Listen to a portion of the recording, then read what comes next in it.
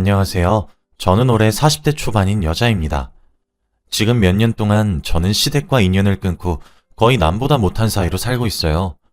많은 며느리들이 제 이야기를 들으시면 놀라시거나 부러우실 겁니다. 저도 처음에는 그런 결정을 하기 힘들었고 실천하기도 꽤 어려웠어요. 그런데 제 옆에서 언제나 제 편이 되어주는 남편 덕분에 조금 수월하게 인연을 끊을 수 있었습니다. 몇 년째 시댁과 연락을 거의 하지 않고 있는데 정말 편하고 좋아요. 혹시라도 시댁 때문에 스트레스를 받고 계시는 분들이 있다면 저희 이야기를 한번 참고하시길 바랍니다. 저는 남편과 오랜 연애 끝에 결혼에 성공했습니다. 대학교 때부터 취직을 하고 자리를 잡을 때까지 연애를 해왔기에 양가 부모님도 저희가 결혼을 하겠다는 걸 얼추 눈치채셨죠. 남자친구는 홀어머니 밑에서 자랐고 여동생이 한 명 있습니다. 그래서 집안의 가장으로서 항상 책임감을 가져야 했고 결혼을 할 여유가 없었죠. 남자친구 말로는 여동생이 많이 철이 없어서 혼자 생활비를 벌어야 한다고 했습니다. 그래서 매년 저에게 내년에 꼭 결혼하자 라고 말을 해주었고 저는 천천히 해도 괜찮아 라고 말했죠.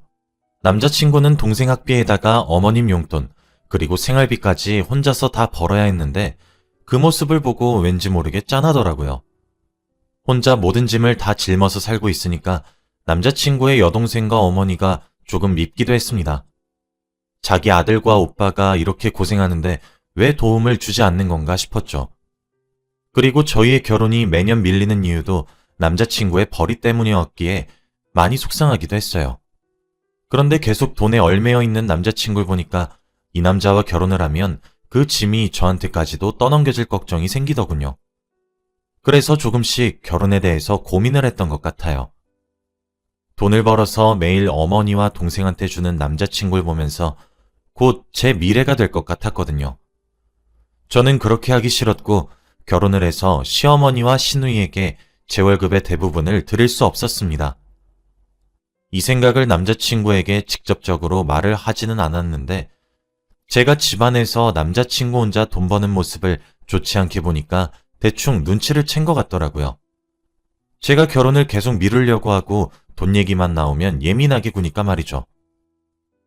수정아, 내가 지금 돈 벌면서 어머니하고 여동생한테 계속 갖다 바치기만 하니까 너도 결혼하면 그렇게 할 것 같지?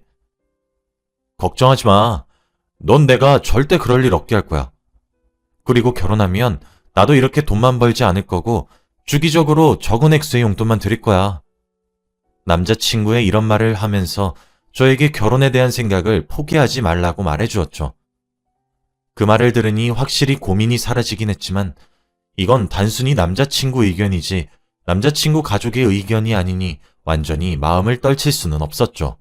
사람들 말 들어보면 결혼하고 나서 남편이 시어머니한테 잡혀 산다는 말도 많이 들었거든요.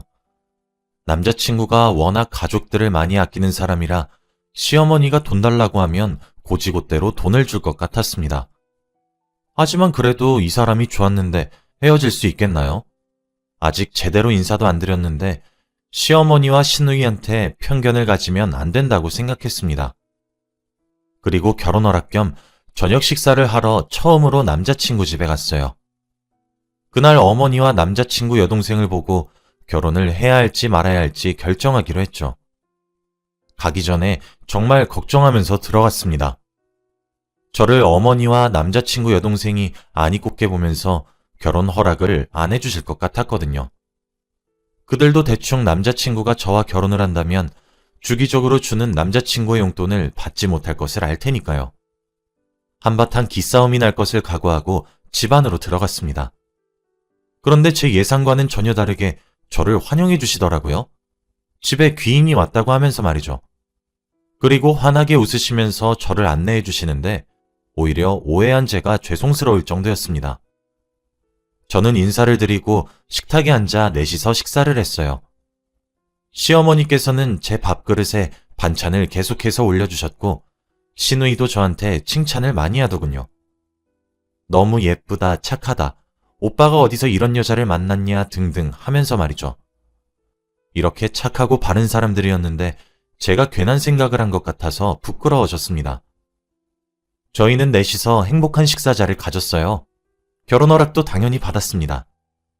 하루라도 더 빨리 결혼식을 올려서 얼른 저를 가족으로 맞이하고 싶다고 하더라고요. 저도 너무 좋았고 시어머니와 시누이의 인상을 보니 너무 좋은 분들 같아서 기뻤습니다. 남자친구와 저는 빠르게 결혼식을 올렸고 많은 사람들의 축하 속에서 부부가 되었어요. 저희는 분가를 하면서 살았고 시댁의 괴롭힘 따위는 전혀 없었습니다. 너무 좋은 분들이시라 저희가 걱정하지 않아도 눈치껏 먼저 빠져주셨죠. 가끔씩 안부 전화도 했고 주말이나 쉬는 날에 찾아뵙기도 했습니다. 시어머니와 시누이 두 분과 함께 있으면 저도 좋아서 오히려 더 자주 가고 싶기도 했고요. 그리고 저희 부부는 시어머니와 시누이와 함께 넷이서 여행도 종종 갔습니다. 어디 가고 싶냐고 여쭈어 보면 저희가 숙소도 예약하고 식비도 다 내면서 갔죠. 솔직히 비용이 부담되긴 했지만 가실 때마다 좋아하시는 모습을 보면 괜찮아졌어요. 그런데 저는 마음 한켠으로는 친정 부모님이 걸리더라고요. 시댁과 여행은 몇 번 갔었는데 친정 부모님과는 한 번도 간 적이 없어서 남편에게 이번 달에는 친정 부모님과 가자고 했어요. 원래 한 달에 한 번씩 시댁 가족들과 갔었거든요. 남편은 안 그래도 저한테 그렇게 하자고 말하려고 했다며 좋다고 했고 저희는 친정 부모님과 여행을 갔습니다. 확실히 저희 가족이랑 여행을 가니까 심적으로 편하긴 하더군요. 그리고 저희가 비용을 다 지불한다고 했지만 어머니와 아버지가 여행이 끝나고 저희에게 돈을 지불하셨습니다. 여행 동안 쓴 비용들을 다 기억하시고는 한 번에 다 송금해 주시더라고요. 시댁 가족들과 여행을 갔을 때는 매일 저희가 일하고 음식 차리고 하면서 바쁘게 움직였는데 친정 부모님과 여행을 가니까 오히려 저희 보고 쉬라고 하시면서 다 알아서 하셨어요. 정말 오랜만에 휴식이라는 것을 하고 집으로 돌아온 기분이랄까요? 저와 남편은 친정 부모님과도 여행을 주기적으로 가기로 정했습니다. 이번 달은 친정 부모님과 여행을 갔으면 다음 달은 시댁 가족들과 여행을 가면서 번갈아 가보기로 했죠. 그런데 이 의견을 반대하는 사람들이 있었습니다. 바로 시어머니와 시누이였어요. 매달 여행을 가서 저희가 내는 비용으로 휴식을 하고 오던 시어머니와 시누이는 갈 수 있는 기회가 반으로 줄었으니 저희에게 그러지 말라고 하더군요. 그러면서 결혼하면 친정과는 원래는 거의 인연을 끊는 게 맞다고 했습니다. 어떻게 저희 엄마와 아빠 인연을 끊나요? 절대 말도 안 되는 소리였죠. 따지고 보면 시어머니와 시누이를 모시고 놀러 간 적이 더 많습니다. 그런데 이제 여행을 갈 횟수가 줄어들고 저희가 친정 부모님과 더 붙어 있으니 질투 비슷한 걸 하시더라고요. 우리 때는 결혼하면 친정이 어딨어? 시댁이고 친정이지. 남편은 그 말을 듣고 시어머니에게 화를 내며 그만하라고 했지만 멈추지 않았습니다. 집안의 분위기가 조금 이상해졌고 저와 남편은 이게 혼날 행동이었나 싶었어요. 왜 저희가 혼이 나야 하는지 모르겠더라고요. 저희가 시댁만 여행을 데리고 가는 게 아니라 친정 부모님까지 여행시켜드리는 게 이렇게까지 혼날 일인가요? 시어머니는 끝까지 저한테 비꼬면서 말했습니다. 그 말을 들으니까 왠지 저는 심보가 꼬여서 더 친정 부모님과 여행을 다니고 싶더라고요. 저와 남편은 기분이 상한 채로 집으로 돌아왔습니다. 남편은 미안하다며 시어머니가 하는 말 한 귀로 듣고 한 귀로 흘리라면서 사과하더라고요. 왜 시어머니가 잘못한 걸 남편이 사과를 해야 하는지 모르겠더라고요. 그날은 되게 기분이 찝찝한 채로 흘러갔습니다. 며느리는 결혼하면 친정과 인연을 끊어야 한다고 생각하는 시어머니에게 그 뒤로 연락을 잘 안 드렸어요. 왠지 모르게 정감이 가지 않았고 찾아가면 제가 서글서글하게 대하지 못할 것 같았습니다. 그런데 제가 한동안 연락도 안 드리고 찾아가지도 않았더니 저희 집까지 오셨더라고요. 원래 선뜻 먼저 오시는 분이 아닌데 말입니다. 그런데 어느 날 갑자기 오시더니 짐을 바리바리 싸들고 왔더라고요. 시누이와 함께 오셔서는 대뜸 저희 집 빈방에 들어가서 짐을 풀고 계셨습니다. 저와 남편은 너무 당황스러워서 뭐 하냐고 물어보았더니 시누이와 시어머니가 하는 말은 정말 가관이었어요. 아, 우리 여기 며칠 좀 묵다 가려고. 저희 집이 무슨 여관도 아니고 며칠 묵을 수 있으면 마음대로 있다가 가도 되는 곳인가요? 그리고 저는 아직도 그날의 앙금이 풀리지 않았는데 막무가내로 비집고 들어오셔서 너무 무례하게 굴었습니다. 한 번도 며칠 동안 한 집에서 있어 본 적이 없어서 많이 당황스러웠죠. 남편은 제 눈치를 보면서 당장 나가라고 풀었던 짐을 다시 싸고 있었습니다. 그런데 신우이가 갑자기 남편 보고 오빠, 세연이한테 잡혀 살아? 언니, 좀 살살해요. 그래도 저희 집에서는 귀한 오빠예요. 이렇게 쥐잡듯이 살면 오빠가 언니 금방 질려서 다른 젊고 예쁜 여자 만나버린다니까? 그때 언니도 할 말 없잖아요. 라고 하는 게 아니겠나요? 결혼 전에 상냥하고 귀여웠던 신우이의 모습은 온데간데 없었고 제 성질을 박박 긁어댔습니다. 저는 얼굴을 보기도 싫어서 말에 대꾸도 하지 않은 채 방 안으로 들어가서 혼자 화를 삭혔죠. 거실에서 남편은 신우이와 시어머니와 싸우고 있었고 시어머니는 아니 시어머니 좀 채워줄 수도 있지 왜 난리야. 네 와이프 그날이니? 왜 이렇게 예민해? 라고 하더라고요. 그걸 듣고 있는데 화가 미친 듯이 났습니다. 제가 원래 착한 성격이 아니어서 화가 나면 참지 못하고 달려들어요. 그런데 제가 이 정도 참은 거면 정말 많이 버틴 겁니다. 정말 마지막 기회라고 생각하고 참았어요. 그리고 며칠 동안 시어머니와 시누이를 마주하지 않고 살아보려고 했죠. 저는 그 둘을 집에 아예 없는 사람인 것처럼 행동했습니다. 그날 저녁 저와 남편이 자주 보는 TV 프로그램이 하는 날이라서 거실에 앉아서 같이 보고 있었어요. 얼마 후 신우와 시어머니가 저희에게 다가왔고 저는 모른 척을 했습니다. 그런데 신우가 저한테 복숭아를 하나를 주면서 새언니, 이것 좀 깎아주세요. 라고 하더라고요. 저는 복숭아 알러지가 있어서 복숭아 근처에만 있어도 재채기를 합니다. 그런데 어디선가 그걸 들고 와서는 제 얼굴 바로 앞에 들이밀더군요. 남편은 놀라서 당장 그 복숭아를 던져버렸는데 이미 늦었죠. 저는 숨이 막혀오고 온몸에는 두드러기가 올라와서 기침이 미친 듯이 났습니다. 가라앉기를 기다렸지만 멈추지 않았고 결국 그 밤에 저와 남편은 응급실로 갔어요. 응급실로 가서 주사를 맞고 약을 먹은 뒤 응급실에 조금 누워 있었습니다. 남편은 한숨을 푹 쉬면서 미안하다고 자기네들 가족이 왜 저러는지 남편도 모르겠다고 했어요. 저는 최대한 나쁜 생각을 안 하기 위해 내가 복숭아 알러지인 거 모르셨겠지 라고 했습니다. 하지만 모르고 했다고 쳐도 병원에 같이 오지도 않았고 미안하다는 연락 한 통도 없었어요. 저는 그때 당장이라도 죽을 것 같이 힘들었는데 말입니다. 응급실에서 남편과 같이 누워있다가 집으로 돌아가니 새벽이더라고요. 이미 시어머니와 시누이는 자고 있는 것 같았고 저희는 피곤한 상태였기 때문에 바로 방으로 들어가서 잠을 잤습니다.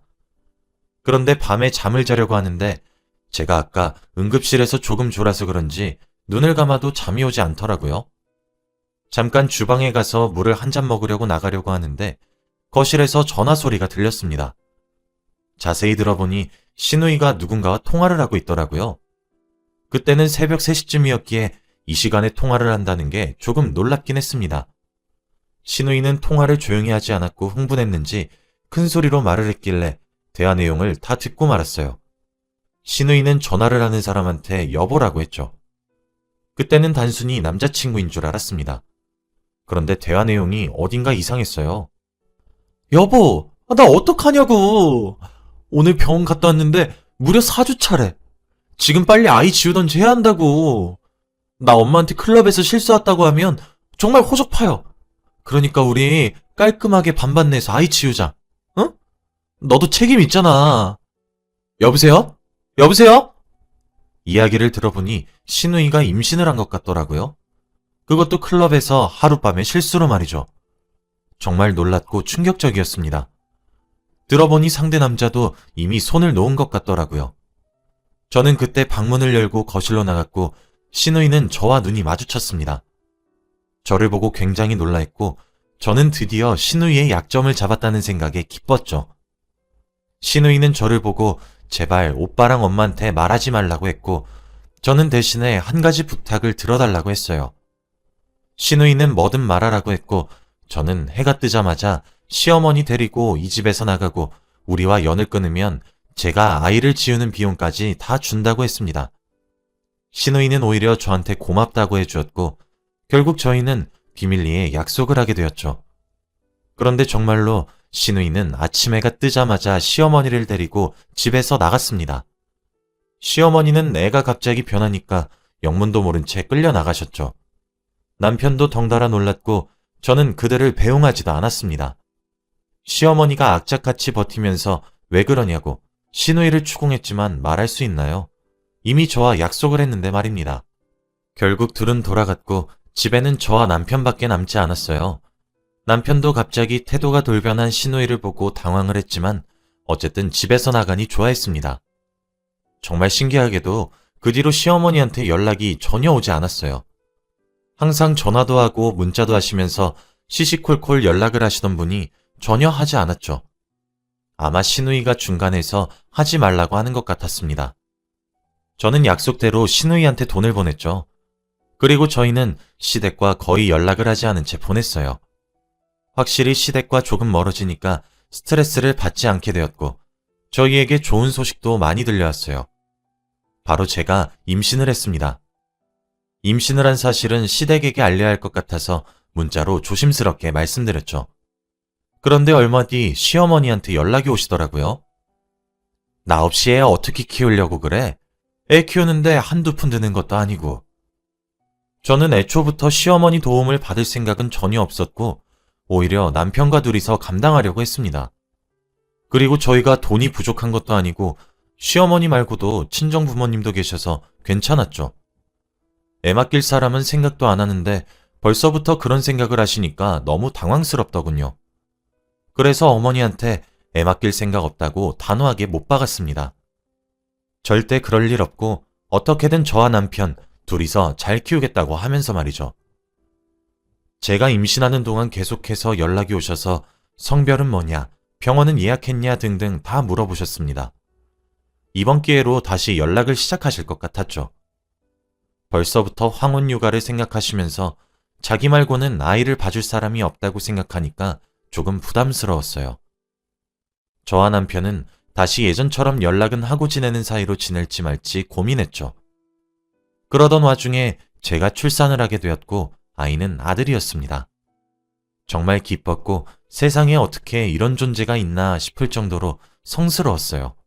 아이를 낳으니까 다들 아이를 보러 병원으로 오시더라고요. 그리고 오랜만에 시어머니와 시누이도 오셨습니다. 제 병실에는 저희 부모님과 시누이, 그리고 시어머니 남편이 있었어요. 아이를 낳고 얼마 지나지 않았어서 너무 힘들었는데 사람들도 너무 많으니까 불편하더라고요. 그리고 간호사분들도 남편만 있고 다들 나가달라고 했습니다. 그런데 저희 부모님과 시누이는 죄송하다며 후다닥 나갔는데 시어머니는 요지부동이었습니다. 끝까지 제 침대 옆에 앉아 계시더라고요. 그러면서 오히려 남편 보고 나가라고 했습니다. 자기는 꼭 손주를 보고 집으로 가야겠다고 하면서 말이죠. 저와 남편은 너무 당황스러워서 얼이 빠진 채로 있었습니다. 그곳에는 사람들이 너무 많아서 큰 소리로 싸울 수 없었기에 남편과 시어머니만 제 병실에 있었죠. 몇 분 뒤 아이가 제 병실에 들어왔어요. 정말 작고 귀여웠습니다. 간호사분께서 아이를 저에게 안겨주셨죠. 그리고 시어머니가 갑자기 저에게 안겨져 있는 신생 아이를 낚아채시더니 자기 품으로 안는 겁니다. 그러면서 아이고 우리 손주 이제 할머니랑 같이 살자 라고 하시며 우쭈쭈하고 있더라고요. 간호사분들도 당황하셔서는 할머니 그러시면 안 돼요 라고 할 정도로 위험한 상황이었습니다. 아직 아이가 태어난 지 얼마 되지 않아서 조심스럽게 다루어야 하는데 말이죠. 그럼에도 불구하고 시어머니는 고집을 피우며 나도 애 키워본 엄마야. 아기 다루는 건 그쪽보다 내가 더 잘 알아. 라고 하시며 아이를 내려놓지 않았어요. 정말 화가 나 미치는 줄 알았습니다. 저는 제발 그만하라고 소리쳤어요. 배가 미친 듯이 아파서 소리 지를 힘이 없었는데 제 아들을 안으면서 마음대로 행동하는 시어머니를 보니까 어디선가 그 힘이 나오더라고요. 시어머니는 제 목소리에 놀라셔서는 아이고 이제 애 엄마 됐다고 시어머니는 나 몰라라니? 너 나랑 사이 안 좋으면 손해일 텐데 라고 하시면서 다시 그 얘기를 하셨죠. 저는 시어머니 면전에다 대고 말했습니다. 차라리 손해 볼 테니까 제발 저희 집에 오지 마세요. 이제 연 끊고 살자고요. 연락도 하지 마시고 집착도 하지 마세요. 저희 아들 어머니 댁에 절대 안 맡길 테니까 데리고 갈 생각도 하지 마시고요. 그때 제가 무슨 생각으로 그런 말을 한 건지 모르겠지만 그때 몸도 지치고 마음도 지친 상태였습니다. 저보다 나이 많은 어른에게 그렇게 막말한 건 잘못된 건 알지만 그때 화가 너무 많이 났어요. 어머니는 제 말을 들으시고는 싸가지 없는 년, 이 말을 내뱉으시고 병실을 박차고 나갔습니다. 그리고 아이는 다시 제 품으로 돌아왔죠. 시어머니는 그날 이후로 연락이 한 통도 없으십니다. 제가 많이 잘못해서 사과를 드려야 했는데 남편은 그럴 필요 없대요. 말 잘했다며 그때 그렇게 제가 말 안 했으면 남편이 말했을 거라고 합니다. 그래도 남편 하나는 정말 잘 만난 것 같아요. 지금은 시어머니와 연락을 하지 않은 지 4년 정도 된 것 같아요. 남편과는 연락을 하시는데 손주가 보고 싶거나 하시면 저는 잠깐 집 밖에 나가 있고 그때 집에서 남편과 같이 아이를 보십니다. 오히려 인연을 끊고 사니까 너무 편한 것 같아요. 친정에 더 연락을 많이 드릴 수 있고 눈치 보지 않고 자주 방문할 수 있습니다. 여러분도 혹시 제 이야기를 들으시고 시댁과 사이가 좋지 않거나 시댁과 인연을 끊고 싶다면 주저하지 마세요. 저는 지금은 후회 없고 속이 후련합니다. 제 이야기는 여기까지예요. 들어주셔서